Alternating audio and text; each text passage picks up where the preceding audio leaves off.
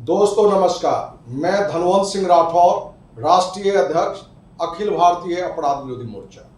दोस्त, श्रेया हत्याकांड के मुख्य आरोपी बबलू चंदा गेस्ट हाउस के दो सगे भाई धर्मेंद्र राकेश, जिसमें धर्मेंद्र पर दुष्कर्म और हत्या करने का आरोप, राकेश पर वहीं भाई के साथ मिलकर हत्या करने का आरोप लगा। शुरुआत से इस बात पर हम लोग चर्चा कर रहे हैं और एक नहीं बल्कि दर्जन भर साक्ष्य भी स्वयं हम और आरोपी के परिजन ने भी दर्जनों साक्ष्य दिया है कि जो भी पांचों निर्दोष को आरोपी बनाया गया है वो 100% निर्दोष है। आज आरोपी धर्मेंद्र और राकेश के पिता पटना हाईकोर्ट के कार्य से आए थे। इसी क्रम में आज ऑफिस आए हैं। उनसे इस विषय पर और भी जानकारी देशवासियों को मिले, नवीनगर वासी को मिले कि आखिर पुलिस प्रशासन किस तरीके से निर्दोष को भी साजिश के तहत फंसाता है। तो हम चाहेंगे कि धर्मेंद्र राकेश के पिता दिलीप सिंह जी से कि आपको पुलिस प्रशासन में कहां साक्ष्य दिखा जो आपके बच्चे को निर्दोष बना सकता है। प्रिय देशवासियों, मैं अखिल भारतीय अपराध विरोधी मोर्चा के बैनर के तहत कुछ ऐसी चीज़ें हैं जो मेरे बच्चे को अपराधी जो साबित किया गया है उसके कुछ साक्ष्य मैं आप लोगों के सामने रखना चाहता हूँ। मैं स्टार्टिंग पीरियड से ही बताना चाहता हूँ कि मेरे साथ कैसे अन्याय किया गया। पहला तो पुलिस ने जो मेरे बच्चे को अरेस्ट की, तो पुलिस ने मेरे बच्चे को कोई अरेस्ट नहीं की। पुलिस हमारे पास 27 तारीख को शाम 6:30-7 बजे के आसपास में आई। बोले कि थोड़ा सा आप लोग बच्चे से कुछ बात करना है, थोड़ा उन लोग को थाना पर भेज दीजिए। हम अपनी गाड़ी से नवीनगर थाना में उन लोग को भेज दिया। थाना भेजने के बाद में जब पुलिस ने बच्चे को नहीं छोड़ी तो मॉर्निंग जब उनसे बात करने गए तो बोला कि नहीं, आपका बेटा तो अपराध स्वीकार कर लिया है। तो पुलिस ने जो कन्फेशनल रिपोर्ट बनाई है वो टाइप किया हुआ कागज़ है जो कि आप देख सकते हैं। और उस कन्फेशनल बयान पर मेरे दोनों बच्चे में किसी बच्चे का साइन नहीं है। वो आईओ ने खुद फॉल्स सिग्नेचर करके और मीडिया में या प्रेस में या एसपी के यहाँ कोर्ट में सारी जगह उसने आवेदन दे दिया कि इन लोगों ने अपना अपराध कबूल कर लिया है, जबकि मेरा बच्चे का इस बयान पर कहीं भी साइन नहीं है। और इस साइन के लेकर के मैंने औरंगाबाद कोर्ट में जिस जज के यहाँ केस चल रही है उस जज के यहाँ मैंने एक पटिशन भी दिया है कि जो मेरा स्टेटमेंट कन्फेशनल है उसमें मेरे बच्चे का साइन नहीं है, इसकी उच्च स्तरीय जाँच की जाए, इसका सिग्नेचर का वेरिफिकेशन कराया जाए। दूसरी चीज़ कि घटना 11 तारीख को हुई। 11 तारीख को श्रेया को बताया कि बबलू चंदा होटल में 8 बजे पहुंची। पहुंचने के बाद में अपनी सहेली को फ़ोन की कि हम होटल में पहुंच गए हैं। 9 बजे फिर फ़ोन की कि हमको धर्मेंद्र चाचा देख लिए हैं, होटल के मालिक के लड़का। इसके बाद पुलिस बुलाया कि धर्मेंद्र चाचा देख लिए। इसके बाद रोहित भाग गया और धर्मेंद्र चाचा जाकर के उसके साथ में दुष्कर्म कर दिए। तो मैं ये बताना चाहता हूँ कि पुलिस बोली जितनी भी थी बातें उसको बोला कि इन लोग के मोबाइल से ट्रेस करके निकाला गया। लेकिन जब अभी पुलिस ने चार्जशीट जमा की और चार्जशीट में श्रुति का, श्रेया का और रोहित का मोबाइल का जो CDR निकाला वो भी CDR आधा अधूरा है। किससे बात की, कहाँ की, कोई उसमें जिक्र नहीं है। और उधर टाइमिंग कहीं सेट है। इन्होंने जो टाइमिंग दिखाया है उस CDR में कहीं टाइमिंग नहीं दिखा रहा है। वहाँ भी पुलिस फेल कर गई। वहाँ फेल करने के बाद में तब पुलिस ने डॉक्टर पर एक प्रतिवेदन दिया उस कमेटी बना करके कि इसका पोस्टमार्टम रिपोर्ट जो है उसको दोबारा करने के लिए कि आप दोबारा पोस्टमार्टम रिपोर्ट दीजिए। तो लड़की की लाश तो जल गई, तो पोस्टमार्टम कहाँ से किसका होगा? जिंदा आदमी का पोस्टमार्टम कराएंगे कि किसका कराएंगे? उसके लिए भी डायरी में आपको दिखाएंगे हम कि डॉक्टर पर भी बहुत गहरी दबाव है कि पोस्टमार्टम को बदलिए, पोस्टमार्टम बदलने के लिए। वहाँ के बाद ये आगे बढ़े। अभी इन्होंने नया 9 तारीख में 9 अगस्त को घटना घटी 11 जून को, और 9 अगस्त को लगभग 2 महीना के बाद इन्होंने 3 साक्ष्य गवाह प्रस्तुत किए हैं। वो 3 कौन हैं? एक लड़का के जो लड़की के सौतेली माँ के भाई, मैंने मामा, सौतेला मामा। दूसरा लड़की के चाची, बड़े भाई की पत्नी, मैंने बड़ी मम्मी उसकी हुई। और तीसरा लड़की का अपना चचेरा भाई। तो जब ये तीनों जान रहे थे घटना को, तो 11 तारीख को घटना हुई, तो 2 महीना के बाद इनका कैसे बयान लिया जा रहा है? उस समय बयान क्यों नहीं इन लोगों ने दिया? तो ये बयान इसलिए लिया जा रहा है कि कहीं से इन लोग को फंसाया जाए। तो दोस्त आप यहाँ 2-3 बिंदु पर ध्यान देंगे। पहली बात कि जो प्रशासन ने शुरुआत से कहा कि इन लोगों ने अपराध कबूल कर लिया है और इन्होंने साइन भी किया है, जानकर आश्चर्य होगा कि पुलिस प्रशासन ने कितना बड़ा दुस्साहस किया है। जहां बेरहमी से पिटाई किया, उल्टा टांग के पीटा, मुंह में मिर्च दिया, इसके बावजूद भी जो निर्दोष आरोपी थे धर्मेंद्र राकेश, अपना साइन नहीं किया था। क्योंकि उसी से हमको ने शुरू में भी चर्चा की थी कि उन्होंने कहा था कि आप हमारी हत्या भी कर देंगे तो भी हम साइन नहीं करेंगे क्योंकि हमने अपराध नहीं किया है। लेकिन पुलिस प्रशासन दोनों भाई का फर्जी सिग्नेचर जो जांच में ये आ जाएगा, और ये साइन अभी आपको दिलीप बाबू ने दिखाया भी है कि ये फर्जी साइन राकेश कुमार और अंदर में धर्मेंद्र कुमार का है, क्योंकि दोनों का जो ओरिजिनल साइन है वो जज के सामने भी किया है। ओरिजिनल साइन भी हम लोग के पास में है। कम अनुभव वाला व्यक्ति भी एक बार में देख के बता सकता है कि ये फर्जी साइन पुलिस प्रशासन ने डाला है। दूसरी बात, यहाँ पर राकेश का ओरिजिनल सिग्नेचर भी यहाँ पर है, और ये राकेश का यहाँ देखिए डुप्लीकेट साइन और यहाँ ओरिजिनल, पता नहीं स्पष्ट आपको दिख भी नहीं रहा होगा या दिख रहा है। तो ये दोनों में डिफरेंस है। मतलब कि पुलिस प्रशासन ने एक बड़ा दुस्साहस ये किया कि दोनों ने जब हस्ताक्षर नहीं किया तो फर्जी हस्ताक्षर भी कर दिया है। वहीं दूसरी बात में इन्होंने जो जानकारी दी कि श्रेया के मामा और चाची 2 महीने बाद, क्योंकि 11 जून की घटना 9 अगस्त को इन लोगों का बयान लिया जाता है, ये उनके मामा ने बयान में दिया है। उनके मामा पोस्टमार्टम हाउस में उपलब्ध थे और वहां पोस्टमार्टम हाँ, उस डेड बॉडी को उनके मामा ने ही रिसीव किया। और ये कहना कि हमने गाड़ी देखी, मामा कहे भाई चचेरा भाई कह रहे कि वे कुजली कार गई, भागी गई। तो ये जानकारी तो पहले दिन में आप पुलिस प्रशासन को दे सकते थे। तो ये सारी चीजों से दिखता है कि कहीं ना कहीं पुलिस प्रशासन बड़े मगरमच्छ को बचा रहा है। लेकिन आज भी हम कहीं से श्रेया के परिवार को, लोग को हम दोषी नहीं मानते हैं, क्योंकि पुलिस प्रशासन ने निर्दोष 5 को आरोपित बना दिया है। तो इनकी भी मजबूरी हो जाती है कि कुछ ना कुछ बयान देते रहना, जो कि नहीं देना चाहिए। एक और चीज है सर कि पुलिस ने जिस मोबाइल से लोगों ने कहा कि इसमें रोहित उसका जो बॉयफ्रेंड है उसका हम लोग ट्रेस किए, तो वो मोबाइल श्रेया की माँ की थी। उस मोबाइल का सीडीआर क्यों नहीं निकाला गया?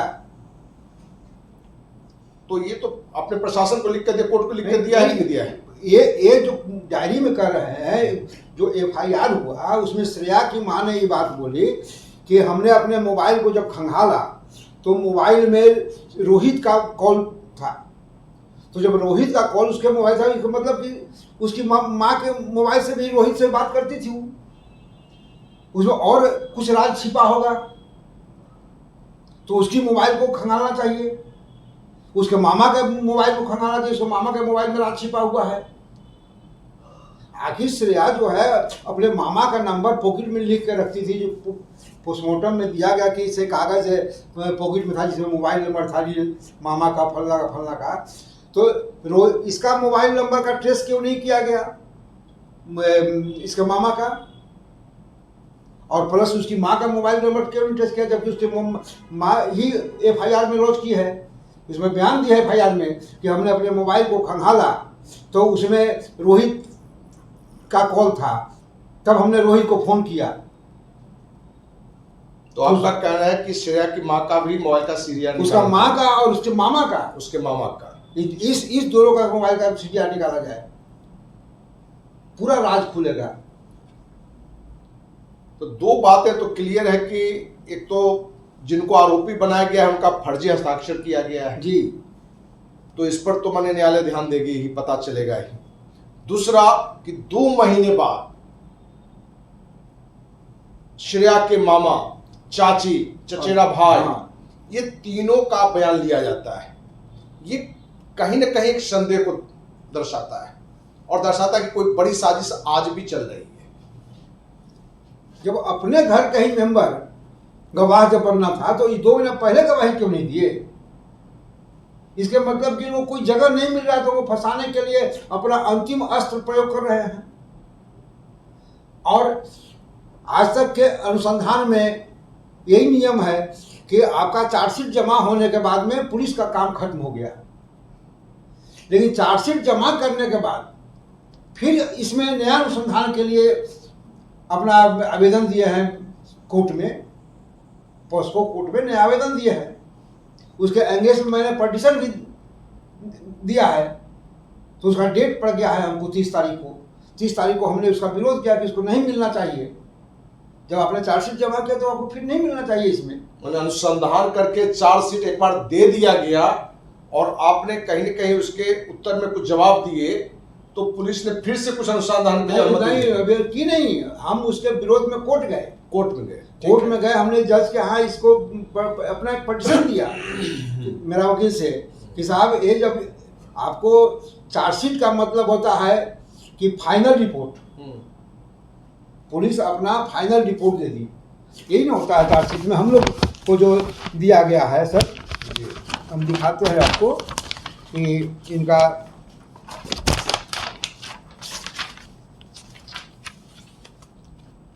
अंतिम फाइनल रिपोर्ट, ये पुलिस ने चार्जशीट जमा कर, पुलिस ने चार्जशीट का फाइनल रिपोर्ट दे दिया और जब इन्होंने इसके जवाब में अपने वकील के माध्यम से न्यायालय में जवाब दिया तो पुलिस को कहीं ना कहीं अपने को फंसता हुआ दिखा, तो फिर से उसने अनुसंधान के लिए अनुमति न्यायालय से ली है। हाँ, ये भी आपको एक बड़ी साजिश की ओर इंगित करता है।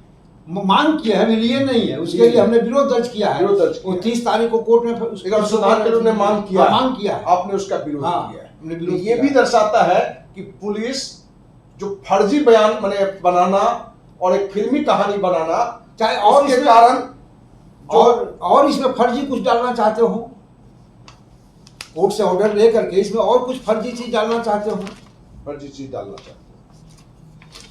ये बिशरा वाले मुद्दा पर हम बात से करना चाहेंगे आपको कि क्या पोस्टमार्टम के बाद जो पहला पोस्टमार्टम हुआ जी, और उस पोस्टमार्टम में डॉक्टर ने रिपोर्ट दिया था कि लड़की का उम्र 24 साल है जी, और वो पानी में डूबने के कारण मौत हुआ है, क्योंकि उसके अंदर जो बातें निकल कर आई थी वो दिखाता है कि जीवित व्यक्ति पानी में कूदा होगा और पानी के डूबने से मरा है। हाँ, उसको दोनों लेंस में पानी आ गया, दोनों मने पानी, और दोनों लेंस में पानी है, प्लस में पानी भी है, तो डर्टी वाटर लिखा डॉक्टर ने रिपोर्ट में। प्लस उसके शरीर में कोई चोट के निशान नहीं है, उसके साथ कोई अप्राकृतिक कार्य नहीं किया गया है, उसने उसको दुष्कर्म भी नहीं किया गया है। तो उसके साथ दुष्कर्म नहीं किया गया है, उसके साथ कोई मारपीट नहीं हुआ है, वो पानी में डूबने से मृत्यु हुई है। एसडीपीओ ने प्रेस कॉन्फ्रेंस में स्टेटमेंट दिया प्रेस कॉन्फ्रेंस करके कि इसकी मृत्यु डूबने से हुई है। तो हमारा ये कि जब ये बात निकल के है कि लाश श्रेया का ही है तो फिर से दोबारा पोस्टमार्टम नहीं हुआ, जबकि ये पोस्टमार्टम यदि शंका में यदि आए कोई गलत डॉक्टर ने पोस्टमार्टम बनाया है तो दोबारा पोस्टमार्टम होना चाहिए था, जो पोस्टमार्टम नहीं, पोस्टमार्टम के लिए मांग कहाँ किया लोगों ने?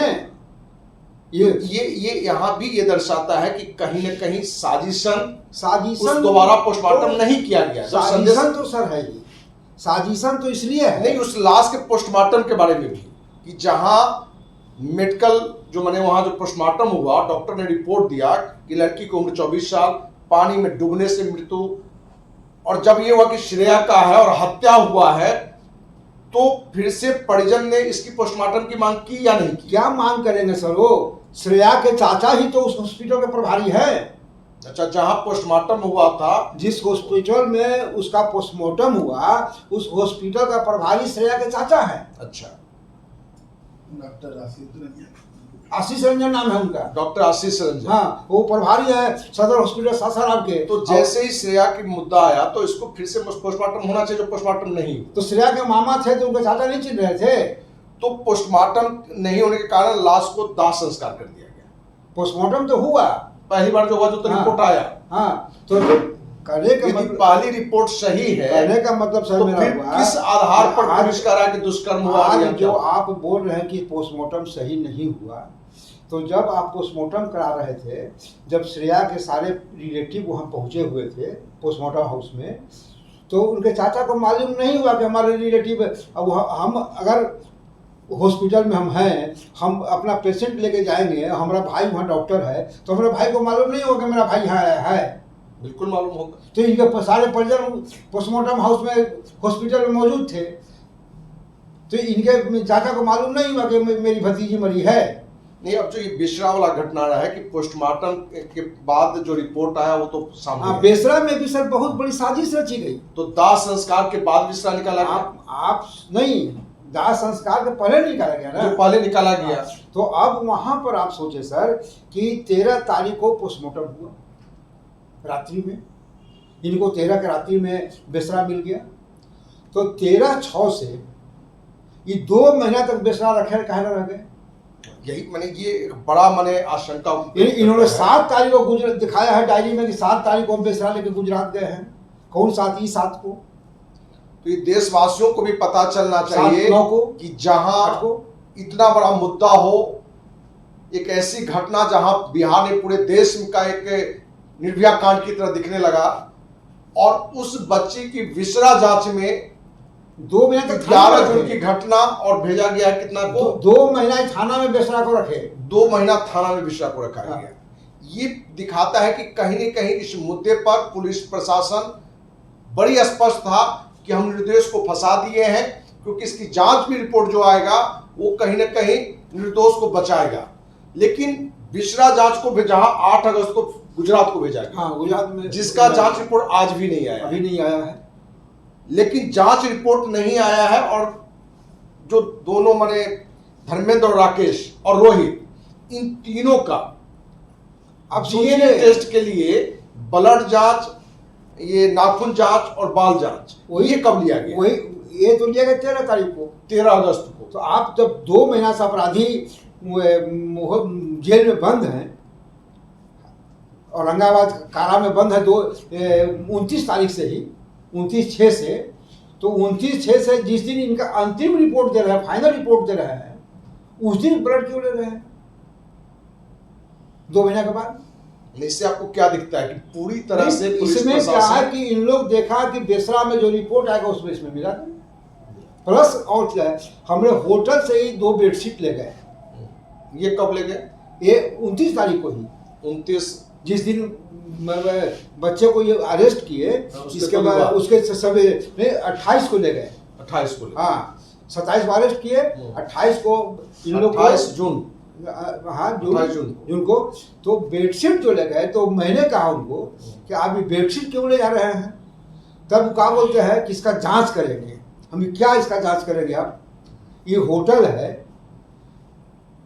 11 तारीख की घटना घटी है, और आप 28 को बेडशीट ले जा रहे हैं, मतलब कितना दिन हो गया? 17 दिन।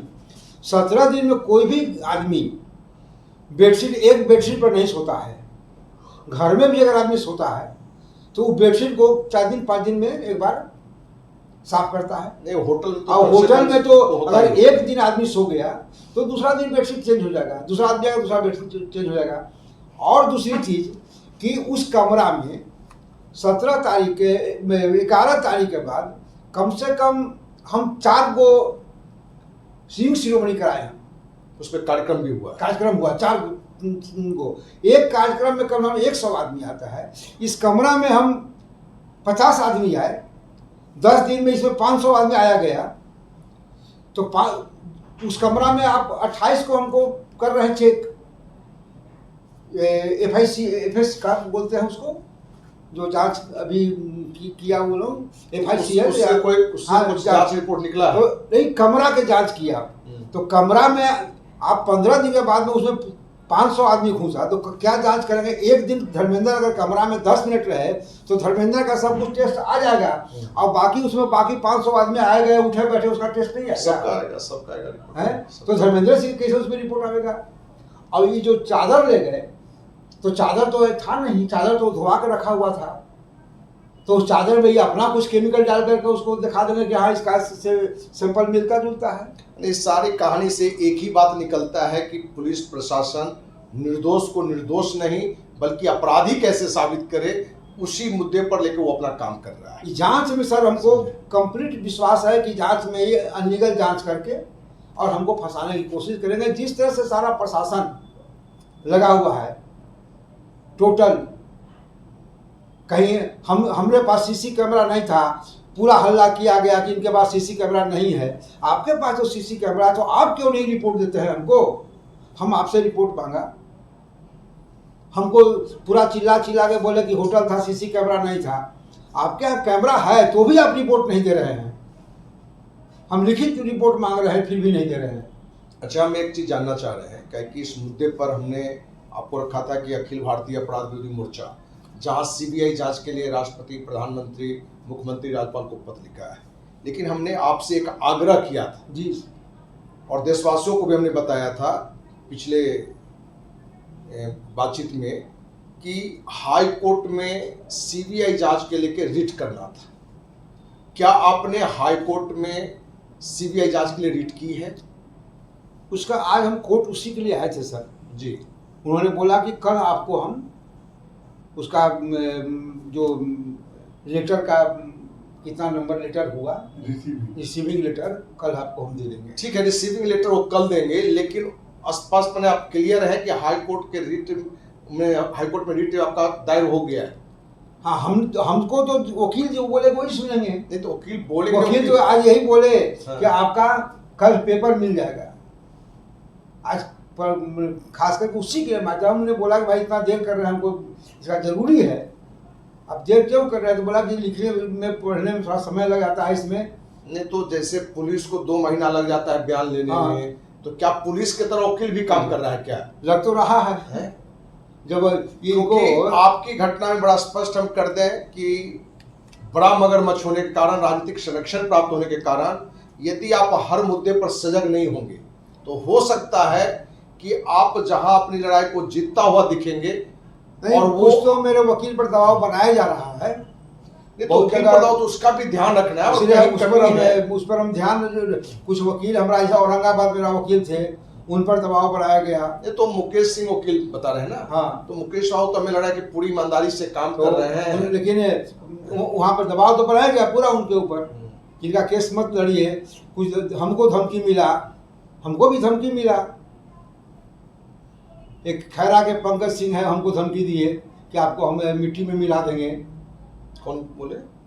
यह अभय सिंह के भाई उन लगते हैं। हमको बोले कि आपको मिट्टी में मिला देंगे। हमने उसके प्रति भी आवेदन दिया थाना को और SP को कि हमको साथ धमकी मिला है। उनका रिकॉर्डिंग हम रखे हुए हैं। धमकी तो हम लोग चारों तरफ से दे रहा है। हम लोग तो प्रभावशाली आदमी है, पैसे वाला आदमी है। आपको न्यायालय पर विश्वास है कि आपको न्याय मिलेगा? न्यायालय पर विश्वास है, लेकिन जांच एजेंसियां हमको धोखा देगी। जांच एजेंसी धोखा देगी। ये पुलिस जो है, चूंकि ये जांच एजेंसी पुलिस के हाथ में है, अपना सरकार के हाथ में है।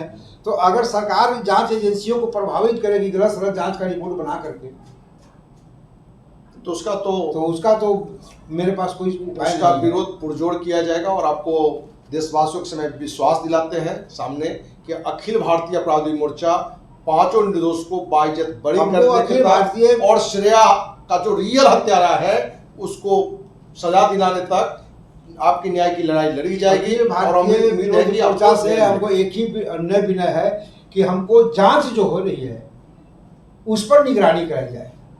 जांच में इन लोगों ने देखिए, इस बात को ही लेकर हमने बार बार आपको दबाव दिया था कि हाई कोर्ट में सीबीआई जांच के लिए रिट भी आप दायर करिए, जो आपने किया है। आपने हमें 1.5 महीना पहले जानकारी दिया था जी। कि हमने सीबीआई जांच के लिए हाई कोर्ट में रिट कर दिया है, लेकिन उसका लेटर आज तक भी नहीं मिला है हमें। और ये यहाँ एक कमजोर पॉइंट आपका दिखता है, क्योंकि हमने आपको शुरू से कहा है कि इस मुद्दे में मुख्यमंत्री नीतीश कुमार से लेके डीजीपी हो कि आईजी हो कि डीआईजी, एसपी, थानाध्यक्ष, डीएसपी, सारे लोग निर्दोष को अपराधी बनाना चाह रहे हैं। इसलिए आपको अपना 100% लगाना है और हाई कोर्ट का रिट सीबीआई जांच के लिए आपके लिए एक महत्वपूर्ण कदम है, क्योंकि अभी जो जिला प्रशासन, पुलिस प्रशासन या सरकार जो काम कर रहा है वो एक तरफा आपको अपराधी बनाने में लगा हुआ है बिना कोई साक्ष्य के। क्योंकि हम देशवासियों को बताना चाह रहे हैं कि पुलिस आज तक जो भी बातें रखी हैं वो सारा साक्ष्य गलत है और वो सारे सबूत हमारे पास है।